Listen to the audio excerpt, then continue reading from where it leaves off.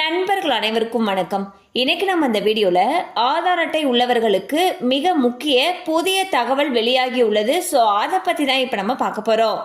நாட்டில் வசிக்கும் ஒவ்வொரு குடிமகனுக்கும் ஆதார் அட்டை என்பது ஒரு முக்கியமான தனித்துவ அடையாள ஆவணமாகும். இந்த ஆதார் அட்டையை எடுத்து 10 வருடங்கள் ஆகிவிட்டால் அதனை கட்டாயமாக புதுப்பிக்க வேண்டும் என்று அரசு அறிவுறுத்தியது. இதற்கான கால அவகாசம் செப்டம்பர் 14ஆம் தேதி வரை இருந்த நிலையில் ஆதார் மையங்களில் கூட்டம் அலைமோதியது. இதனால் ஆதார் அட்டையை புதுப்பிப்பதற்கான கால அவகாசத்தை நீட்டித்து அரசு உத்தரவிட்டது.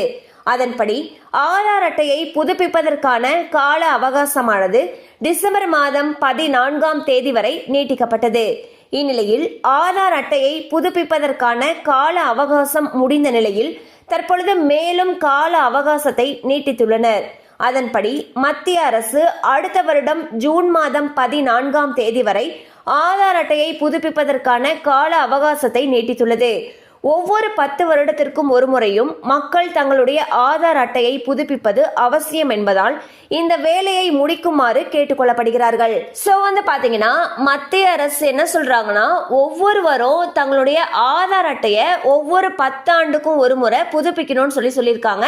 இதுக்கு கால அவகாசமும் கொடுத்திருந்தாங்க. அதாவது டிசம்பர் 14ஆம் தேதிக்குள்ளார உங்களுடைய ஆதார் அட்டை எடுத்து 10 வருஷம் ஆச்சுன்னா அதை புதுப்பிக்கணும்னு சொல்லியிருந்தாங்க.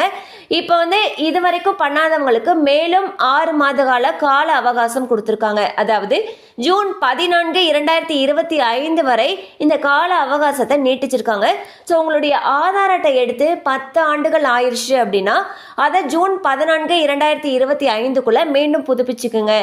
கண்டிப்பா இந்த அப்டேட் உங்களுக்கு பயனுள்ளதாக இருந்திருக்கும் நம்புறோம். மேலும் இது போல அப்டேட்ஸ் உங்களை உடனே ரீச் ஆகணும்னு நினைச்சீங்கன்னா நம்ம சேனலோட தொடர்ந்து இணைந்திருங்க.